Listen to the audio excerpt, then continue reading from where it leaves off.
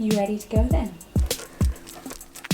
Briny rest, salt by the sea, and today we are off to the beach. I've got my bucket and spade in my bag. I've got my dog simply because he insisted on coming, and I want to share with you some ways that you can build sandcastles in a way that boosts your child's attention, helps them learn some key phrases, and builds their understanding of simple routines and sequences. So let's get going.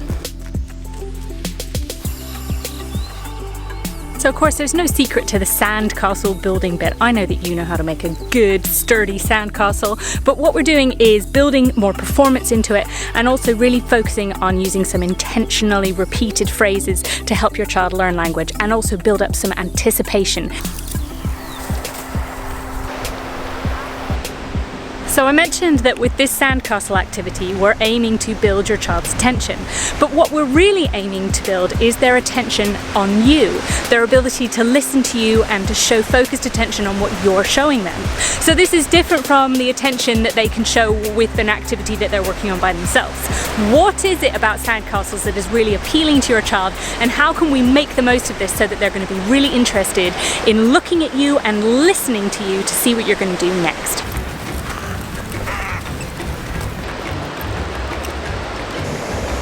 So you're aiming to create a bit of a performance, something that is brief enough and exciting enough to absolutely capture your child's attention. The shorter the better to start with, because then you can build on that over time. It's going to be really useful if you have a second pair of hands to help you to encourage your child to sit down and watch what you're doing rather than diving straight in and helping you out with that sandcastle. So this is going to be a bit of a switch around from how you typically play sandcastles together, but this is about helping them build their attention for what you're up to.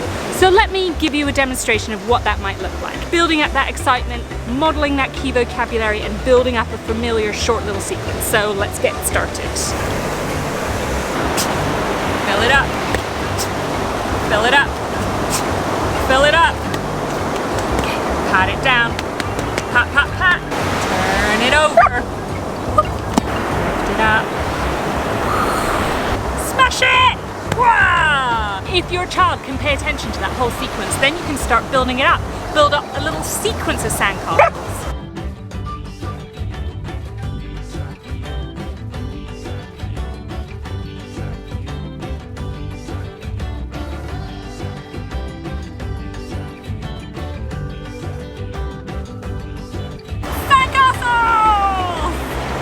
What we're doing is building up and extending the length of time that your child can pay attention to what you're showing them and hear how you're modeling those key phrases.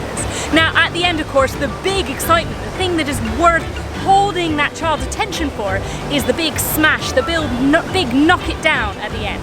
If you're on the beach all day and you want to build a beautiful castle construction, then this might not be the activity for you. But in the early years, we're just looking to find something that will really capture your child's attention.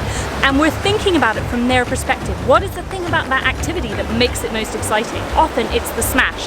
If you want to extend this activity, then you can take turns to smash the sandcastles at the end.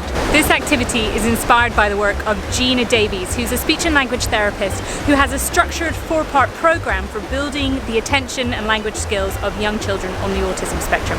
I'll link her website below. Do check it out if it sounds useful to you.